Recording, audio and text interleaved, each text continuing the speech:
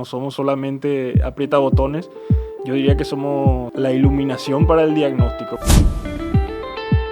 Hola a todos, mi nombre es Nicole Resquín del segundo año de la carrera de Radiología de la UCMB. Hoy en este espacio vamos a estar hablando sobre los mitos de la radiología. Para eso le tenemos presente al profesor que es licenciado y docente de la UCMB y nos estaría hablando un poco más de esto. ¿Qué tal, Nicole? ¿Cómo estás? Bienvenido, profe. Muchas gracias por aceptar la invitación. A usted gracias por esta oportunidad. Bueno, profe, vamos a estar hablando un poco de los mitos más comunes que las personas suelen tener dudas sobre la carrera de radiología. ¿Qué pensás con respecto a eso? Bueno, la radiación, cuando la gente escucha radiación, por ejemplo, se imagina o viene a su mente, digamos, Chernobyl, o que la gente empieza a brillar, como ese episodio de Los Simpsons, o digamos que te sale un tercer brazo, ¿verdad? Pero mucha gente no sabe que estamos expuestos nosotros cotidianamente a la radiación que es propia de la Tierra. O en los alimentos también tenemos radiación. Por ejemplo, cuando estás comiendo una banana, una pequeña dosis estás recibiendo por el potasio que tiene esa fruta, por ejemplo. O cuando viajamos en avión, por la radiación cósmica, se recibe también, o sea, una persona recibe también radiación y eso, por ejemplo, se podría decir que es más que recibir 2 o 3 placas, digamos. Claro, estamos constantemente ante pequeñas dosis de radiación que normalmente no afecta o no causan enfermedades, pero muchos pacientes a la hora de someterse a una radiografía piensan que por una sola vez que se realizan adquirirían alguna enfermedad. ¿Qué pensás sobre ese tema? Bueno, eso justamente por estos mitos la gente tiene, digamos, ese miedo. Pero la tecnología en cuanto a radiología ha avanzado muchísimo y la dosis que ahora, hoy en día se administra con una radiografía es ínfima, es muy poco comparando con lo que era hace décadas atrás, digamos. Claro, estos estudios, ¿cómo pueden ayudarnos a diagnosticar más temprano estas enfermedades? Bueno, la radiología, como se dice, son los ojos de la medicina. Entonces, un estudio bien hecho puede hacer muchísimo por el paciente. O sea, el hacer un buen estudio puede ser la diferencia entre un susto, nada más, y una tragedia, digamos. Porque haciendo bien los estudios, ya sea de resonancia, tomografía, mamografía, y haciéndolo temprano, muchas veces se pueden prever muchas cosas. Por ejemplo, si se hace una radiografía y se ve el inicio de una neumonía, por ejemplo, se puede hacer muchas cosas para evitar llegar a digamos, un colapso pulmonar o una enfermedad grave. ¿Qué pasa si los pacientes no se quieren someter a, a una radiografía? ¿Qué es lo recomendable para decirle en ese momento? Yo diría que explicarle que la dosis que va a recibir es muy mínima. Explicarle esto de lo que estábamos diciendo al principio, de que también se recibe radiación de otras partes, no solamente, por ejemplo, el ejemplo del avión, que se recibe más radiación cósmica. Entonces yo diría que es mucho mejor exponerse a esta radiografía que dejar oculta una enfermedad y actuar ante este resultado. Exactamente, profe, tenemos salida laboral en esto, en la radiología. ¿Tiene un ámbito amplio de trabajos? Em, y yo creo que es como todos los trabajos, cada año hay gente que está dejando, o sea, jubilándose, y entonces cada año también se necesita más gente nueva. También se necesita de gente que esté capacitada, que esté involucrada porque nuestra carrera va con la mano con la tecnología, entonces se necesita también mucha, digamos, gente joven, se necesita gente joven. Sí, hace poco se estuvo hablando sobre una ley que se estaba viendo para que se pueda aprobar. Si es que no puedes hablar un poquito de qué trataba, si es que conoces del caso. Es la ley esta ley trata de que se unifique en todos los ámbitos privado y público la carga horaria para los radiólogos. Esto, si bien hay entes internacionales que rigen sus leyes, ya depende de cada país si los acepta o no. Y como radiología es una carrera, digamos, relativamente nueva, todas estas cuestiones se están viendo todavía en la mayoría de estos países, acá en Paraguay como en Latinoamérica. Entonces, esa ley se estaba viendo de aprobarla, pero todavía no hay novedad. Eso es lo que sé. Como dijiste, profe, la carrera de radiología es nueva todavía en el ámbito, pero ¿cuál es el rol de un radiólogo a la hora de realizar un diagnóstico o al estar expuesto en eso? Bueno, el rol de un radiólogo diría yo que es uno, hacer estudios o ser el puente entre el médico y el diagnóstico. Porque nuestra labor es hacer estudios, por ejemplo, radiografías, tomografías, resonancias, es recibir al paciente, tener esa empatía con el paciente para que pueda pasar más ameno su transición por nuestro servicio, porque sabemos que nosotros recibimos a personas que, o sea, no porque están muy bien de salud nos están visitando, ¿verdad? Entonces tenemos que ver también esa parte, tener esa empatía y principalmente el rol es hacer estudios y hacerlos bien, correctamente. ¿Qué pensás de las personas que dicen que los radiólogos son apretabotones? ¿Qué le dirías a esas personas? Eso es un término, digamos, un poco conocido, sí, para no decir muy conocido, porque casi en todos los estudios que hacemos tenemos que apretar botones, ¿verdad? Entonces yo digo que va mucho más allá, no somos solamente aprieta botones, yo diría que somos la iluminación para el diagnóstico, porque me gusta mucho una frase que dice que los radiólogos somos los ojos de la medicina. Entonces, eso pienso de ese dicho, de esa frase, que somos apretabotones. Claro, no sería solo apretar un botón, nosotros tenemos que saber si estamos haciendo bien el trabajo también, no podemos entregar un trabajo mal hecho, es como entregar un diagnóstico no definido. Claro, Entonces, si no hacemos un buen rayo X, por ejemplo, no serviría de nada. O sea, no somos solo unos apretabotones, tenemos que ver los parámetros para poder realizar eso. para nada. Nosotros estudiamos todo, tenemos que tener mucho conocimiento en anatomía, aplicamos muchos criterios internacionales para proteger a los pacientes y protegernos nosotros mismos. Entonces, como te dije, nosotros somos el puente entre el médico y un buen diagnóstico.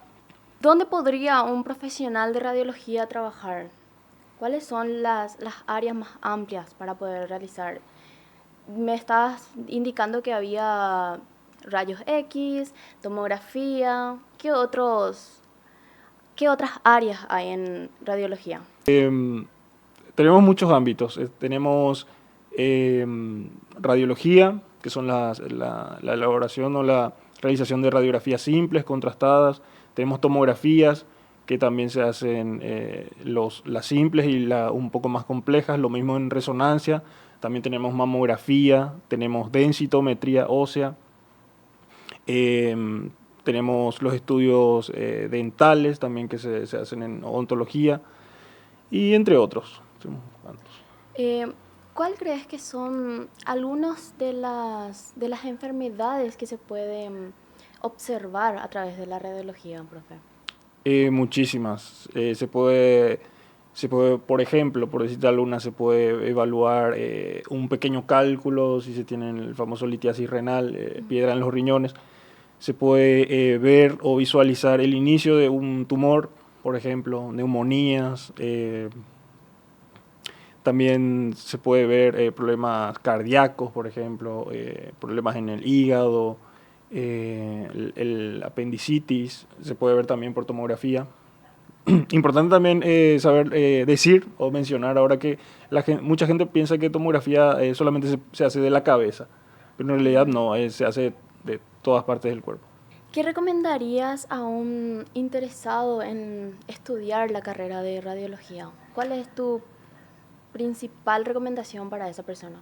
Le diría que se animen porque el mundo de la radiología es muy amplio y va de la mano con la tecnología y ya sabemos que la tecnología va avanzando muchísimo, entonces que se anime y si le gusta la parte de salud, que se anime, es muy, muy buena carrera. Profe, con respecto a lo que gana un radiólogo, ¿qué nos puedes decir al respecto? ¿Eso varía dependiendo del centro en donde esté trabajando?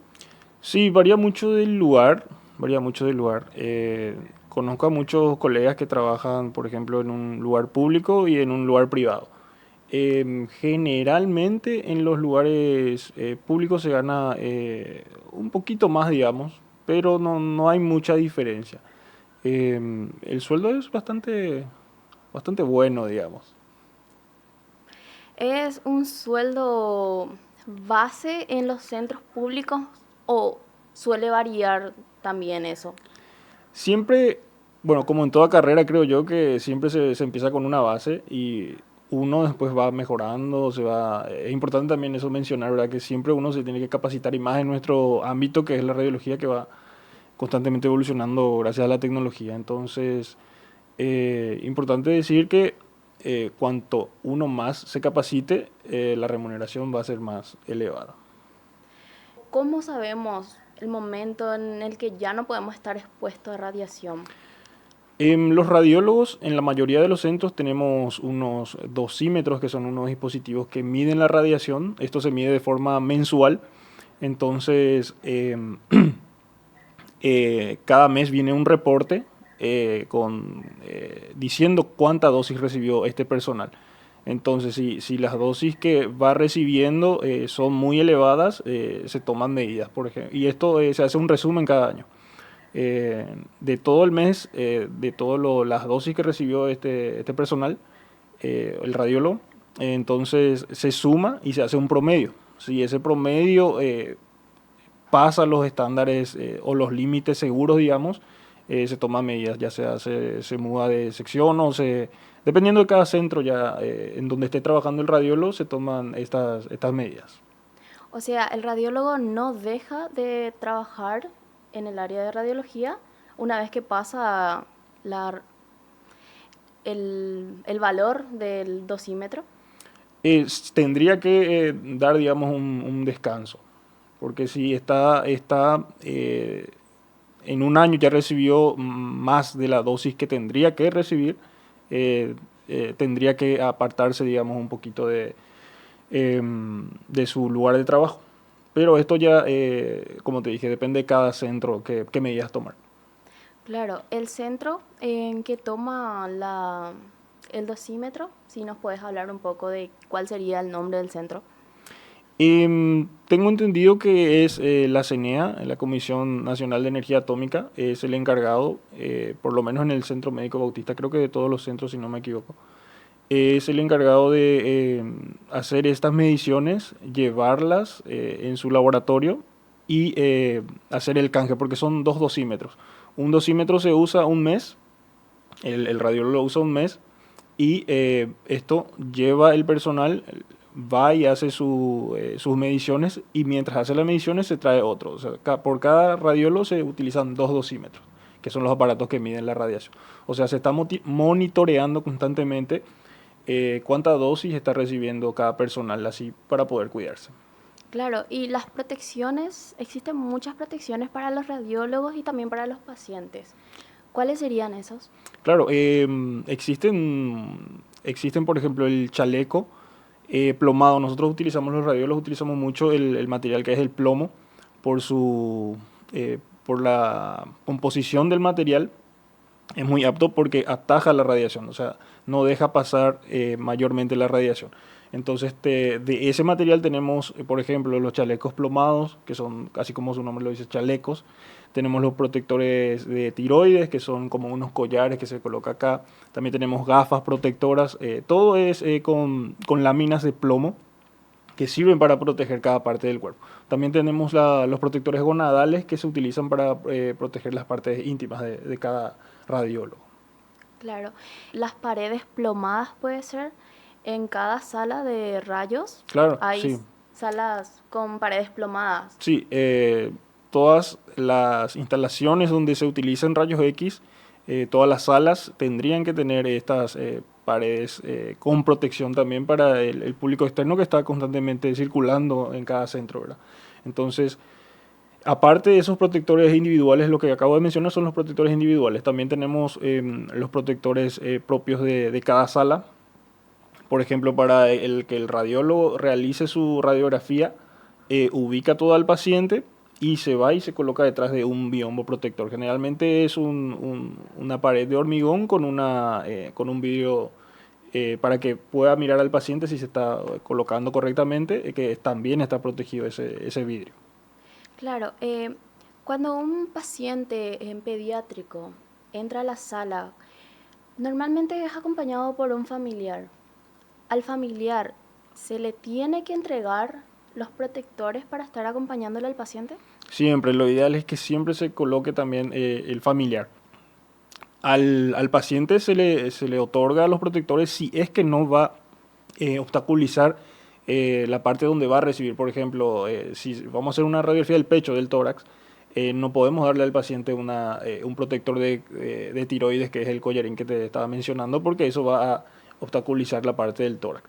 Pero al familiar sí, porque él va a estar al lado del paciente y podría también recibir parte de un poquito de esa radiación que va a recibir también el paciente. Entonces, hay que proteger siempre también al paciente y a sus familiares. Claro.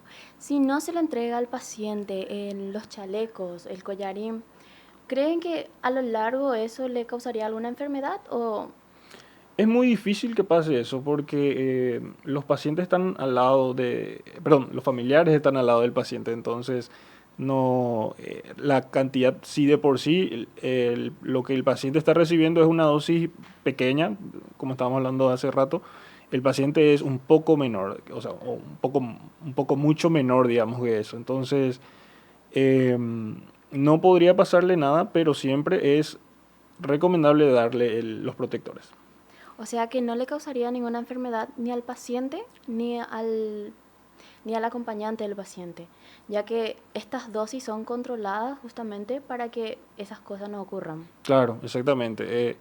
Son totalmente controladas por quién, por nosotros los radiólogos, porque nosotros manejamos muchos criterios, también nos formamos en lo que es la protección radiológica, entonces manejamos muchos aspectos, manejamos tiempo, distancia, blindajes, todos esos factores nosotros los corregimos para que para que la dosis recibida al paciente, o que recibe el paciente, mejor dicho, sea lo mínimo posible. Una pregunta, profe. Cuando una mujer está embarazada y no viene acompañado de otra persona, el paciente en este caso sería su hijo, ¿qué es lo recomendado? ¿Hacerle pasar a esa paciente o esperar que la paciente se quede afuera nomás para evitar exponerla a los rayos? Bueno, en ese caso específico, por ejemplo, cuando tenemos un paciente y el acompañante es la mamá que está embarazada, lo ideal es que la madre se quede afuera, porque en ese caso sí o no es prudente, mejor dicho, que la mamá entre porque está embarazada. Sabemos que un feto, o el bebé está en constante reproducción celular y entonces no sería recomendable que entre, porque eso sí puede llegar a crear algún evento posterior a la exposición a los rayos X. Entonces, a las pacientes embarazadas no se les realiza ningún estudio radiológico a no ser que esté previamente autorizado por un médico. Claro, por eso es que nosotros, los radiólogos, tenemos que preguntarle a la paciente si tiene alguna posibilidad de embarazo antes de que se realice el estudio. Claro, eso es una pregunta obligatoria para todo paciente o para toda paciente en edad fértil, ¿verdad? Paciente femenina, obvio. Entonces, es una pregunta obligatoria. Perfecto, profe. Para terminar nuestra conversación, ¿cómo vos definirías a la radiología?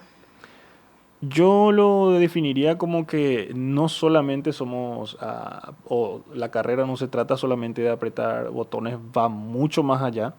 En, como te dije al principio, nosotros somos el puente entre el médico y un buen diagnóstico, porque detrás de cada radiografía, de cada mamografía, de cada tomografía, hay una persona esperando noticias, ¿verdad? Entonces, y nosotros somos el puente para dárselas. Muchas gracias, profe. Muchas gracias a todos por escucharnos. Nos vemos en un próximo episodio.